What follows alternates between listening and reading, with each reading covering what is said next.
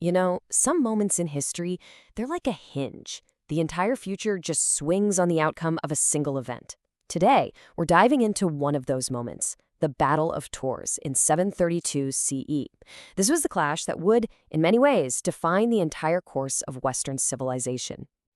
I mean, it's a huge question, right? But the answer here isn't just about armies and tactics. We're talking about a confrontation that arguably set the entire course for Western Europe, shaping its politics, its religion, and its very identity for centuries to come. So to really understand how, we have to start by meeting the invading force. To get a grip on this battle, you first have to understand the incredible force that was knocking on Europe's door. This wasn't just some small raid. It was the culmination of what seemed like a completely unstoppable advance. And that power? It was the Umayyad Caliphate. In less than 100 years since the death of the Prophet Muhammad, this Islamic empire had expanded with just breathtaking speed. It swept across North Africa, and by the early 700s, it had taken almost the entire Iberian Peninsula, establishing the state of Al-Andalus. And believe me, their ambition didn't stop at the mountains. Just look at the speed here. In a little over 2 decades, Umayyad forces went from conquering Spain in 711 to pouring over the massive Pyrenees Mountains.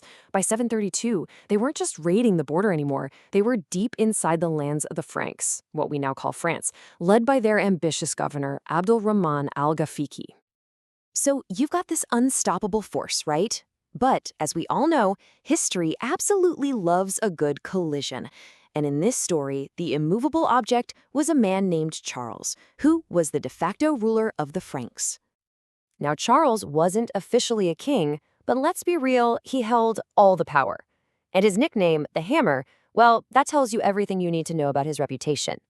He saw these Umayyad incursions not as simple raids, but as a genuine existential threat to his kingdom, and really to all of Christian Europe. He knew he had to meet this challenge head-on. Martel was facing a massive strategic problem. He was almost certainly outnumbered, staring down a larger, more experienced army that was famous for its elite, super-fast cavalry. He knew he couldn't win a battle of speed and maneuver, so he made a really crucial decision. He was going to force them to fight his kind of battle. He picked the terrain, hunkered down in a defensive stance, and gambled everything on the iron discipline of his foot soldiers. And so the stage was set. Near the city of Tours, these two massive forces finally came face to face. The outcome of this single day would echo for 1,000 years. See, the entire Umayyad strategy relied on their cavalry's incredible power to just charge, break, and completely scatter enemy formations.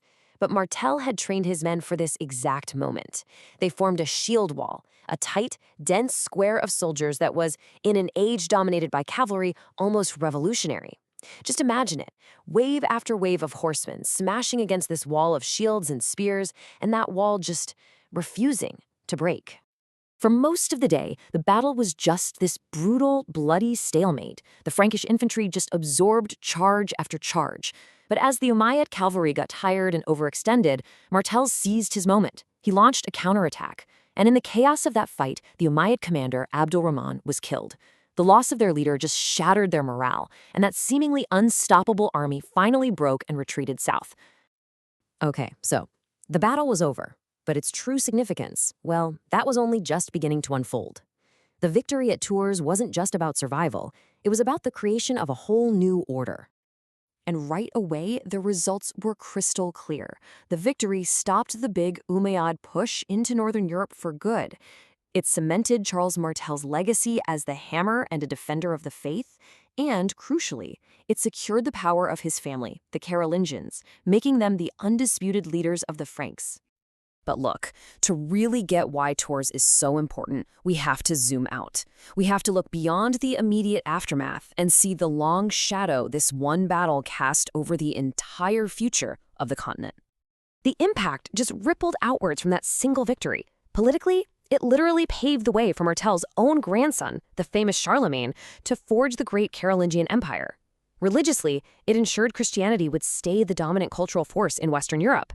And with that came economic stability, which gave Frankish society the breathing room it desperately needed to develop and grow. So when you boil it all down, what the Battle of Tours really did was create space. It acted like a shield, buying precious time for all these separate, competing kingdoms of Western Europe. And behind that shield, they could consolidate, they could evolve, and eventually they could form the foundations of the nations that we know today. It's a question historians have been debating for centuries, and it just leaves you wondering, right? One battle on one day between two armies, but its outcome really did define the trajectory of a continent. It makes you think about the world that might have been, and really appreciate the world that was forged in those fields near Tours.